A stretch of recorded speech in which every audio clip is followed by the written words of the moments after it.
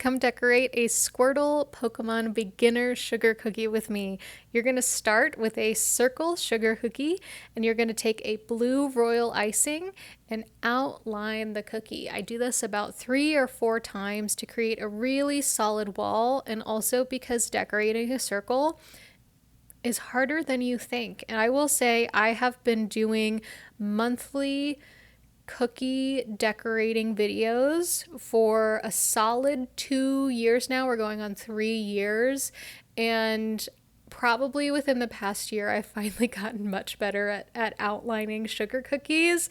It is a very hard shape to do, so if yours don't look like this, you are not alone.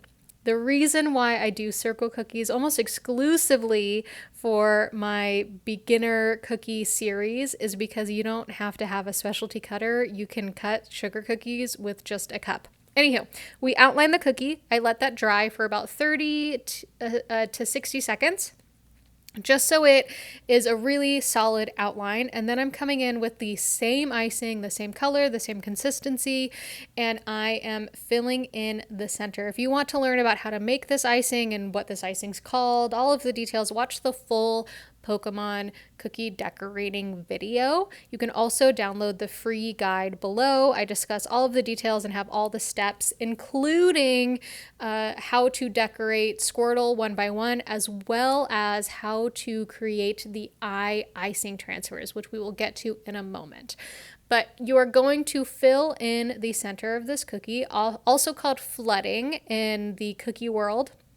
You'll notice that I left the outside between the outline and the fill kind of empty, and now I'm going to come in and add it. And it's just a way to prevent your cookie from overflowing, or hopefully prevent your cookie from overflowing.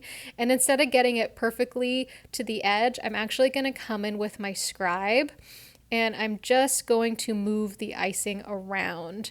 And the other thing I'm going to do is I can see that there's been a little bit of the color in my swirl where my blue's not fully blue all the way around. So I'm doing really big kind of circle sweeping motions with my scribe to push my icing to the edge and also mix up whatever color was kind of separating from the blue in my icing to create a little bit of a swirl. Not much, just a little bit.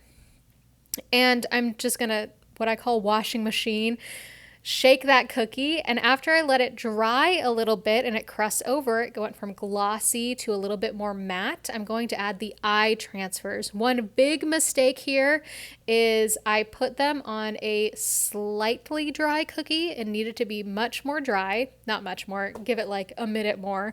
And I should have put a little bit of icing onto those transfers, onto the back of those transfers before I put them on so they would stick to my cookie. In the full video, I explain why I needed to do this. So go watch that full one if you want to. It's also going to be in the free guide, which you can download below. And then I come in with my black royal icing and I add a little bit of eyebrows. I will say my eyebrows made my Squirtle a little bit angrier than I thought Squirtle should be.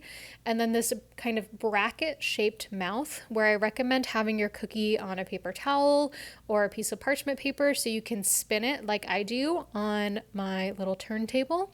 And then the last thing you're going to do is add kind of 2 slits for nose. And if you kind of let your icing fall out of your piping bag and then end, you won't have any blobs and you'll have a lovely Squirtle cookie as part of the full Pokemon beginner set, which you can find the full guide, full video down below. I hope you catch the one you love most.